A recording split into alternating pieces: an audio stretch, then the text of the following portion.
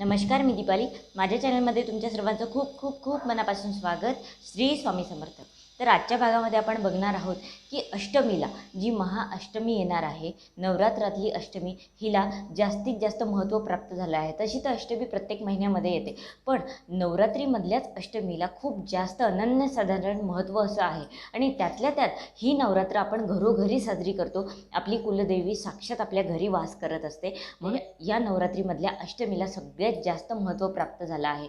आणि त्यातच म्हणूनच या अष्टमीला आपण घरच्या घरी हवन करतो. आपण जितकी आपण सेवा करतो त्यांची सांगता म्हणून आपण हवन करत असतो आणि त्यानेच आपली सेवा पूर्ण होते. आता अष्टमीच्या दिवशी हवन कसं करायचा हा व्हिडिओ मी केलेला आहे. घरच्या घरी एकदम सोप्या पद्धतीने हवन कसं करायचं तुम्ही बघितला नसेल तर नक्की बघा.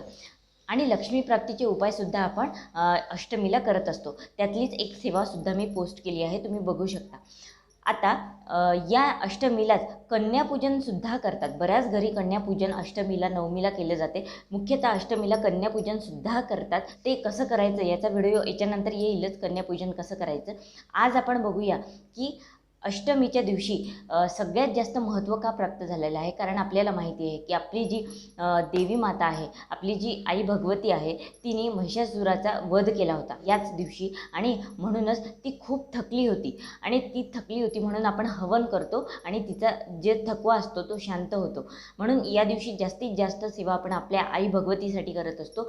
जसं आई भगवतीने मोठ्या राक्षसाचा वध केला तसंच प्रमाणे आपण सुद्धा या दिवशी आपल्यातले जे काही दुर्गुण असतात, जी निगेटिव्हिटी असते, जे वाईट गुण असतात, जो तामसीपणा असतो, तापटपणा असतो, रागीट स्वभाव असतो, त्याचासुद्धा नाश करायचा असतो. म्हणूनच या दिवशी आपण जास्तीत जास्त सेवा करतो. तामसी पदार्थापासून या 9 दिवसात आपण दूर राहतो. म्हणूनच हे सगळे नियम आणि ह्या सगळ्या सेवा असतात. तर प्रत्येक माणसामध्ये तामसी ही वृत्ती असतेच. राग, लोभ, क्रोध, मोह, मत्सर हे सगळ्यांमध्ये असतेच. काही ना काही अंशी सगळ्यांमध्ये कुठला ना कुठला गुण हा असतोच. आणि या सगळ्या वृत्तींपासून आपल्याला सुटका करून घ्यायची असते आणि आपण तो प्रयत्नसुद्धा केला पाहिजे.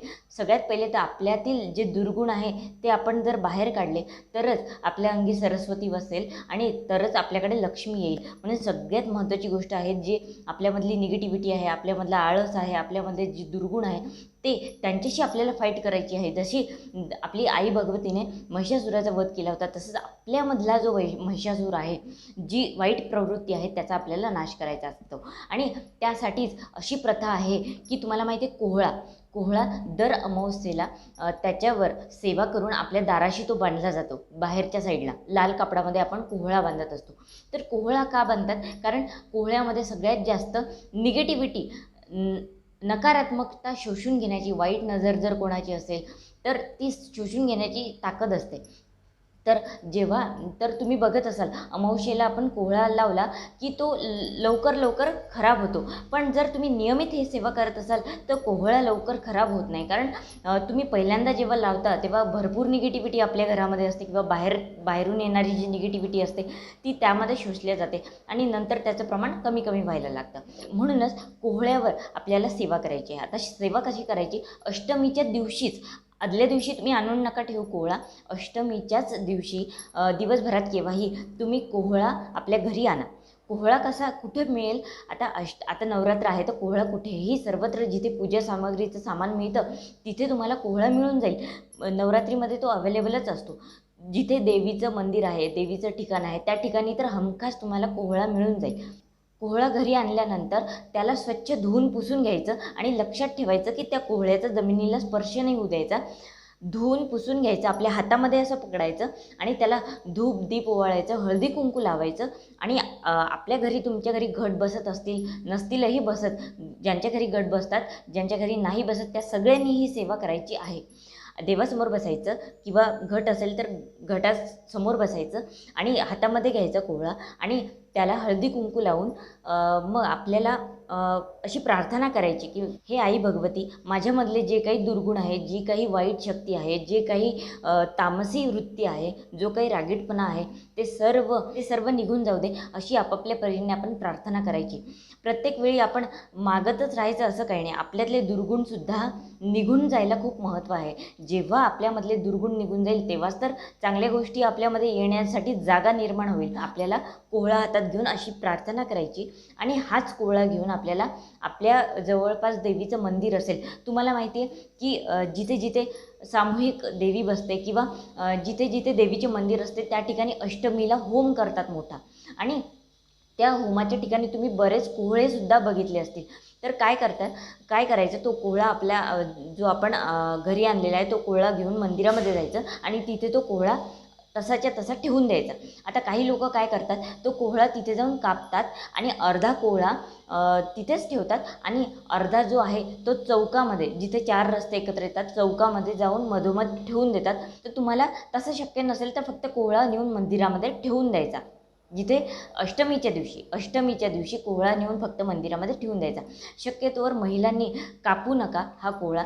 जर तुमच्या घरातलं कोणी तुमच्यासोबत येत असेल तर जेंट्सना हा कापायला लावा. जर तुम्ही कापणार असाल तर आपण म्हणत नाही का बळी देतो, तर आपण बळी देत असतो कोहळ्याचा. का? कारण की आपण आपल्यातल्या वाईट शक्तींचाच बळी देत असतो, अशी त्याची समजूत आहे, अशी प्रथा आहे. म्हणून आपल्यातले सगळे वाईट गुण निघून जावं, आपण त्यांचा बळी देतो आहे. एक प्रकारे आपल्यामधला जो महिषासूर आहे, जो राक्षस आहे, त्याचा आपण बळी देतो आहे. म्हणून तो कापतात, अर्धा देवीजवळ ठेवतात, अर्धा आपण चौकात नेऊन ठेवतो.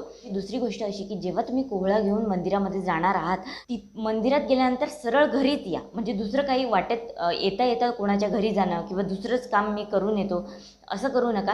फक्त जा, कोहळा ठेवा आणि आपल्या घरीच या. कारण घरी आल्यावर तुम्हाला हातपाय स्वच्छ धुवायचे असतात आणि मगच दुसरं काम तुम्ही करू शकता. किंवा तुम्हाला अर्जंटली मंदिरामधून तिकडच्या तिकडे दुसऱ्या कामासाठी जायचं असेल तर हातामध्ये बॉटल घेऊन जा, तिथे हातपाय धुवा आणि कोहळा तिथे ठेवल्यानंतर मग हातपाय धुवा आणि मगच तुमच्या कामाला लागा. तर ही सेवा आपल्याला रुजू करायची आहे अष्टमीच्या दिवशी. कारण आता ही काळाची गरज आहे की आपल्यातले दुर्गुण, आपल्यातल्या वाईट शक्तीच आपल्याला मारत आहेत. आपण त्यालाच बळी जातो आहे. म्हणून आपल्यातले वाईट गुण निघले पाहिजे, आपल्यातली रागीट वृत्ती निघून गेली पाहिजे. हा संकल्प करूया, ही सेवा करूया आणि या नवरात्रीमध्ये अष्टमीच्या दिवशी आपण आपल्यातला तामसीपणा सोडून देऊया. तर एवढीच माहिती मला तुम्हाला आजच्या भागामध्ये सांगायची होती. झालेली सेवा महाराजांच्या चरणी अर्पण करते.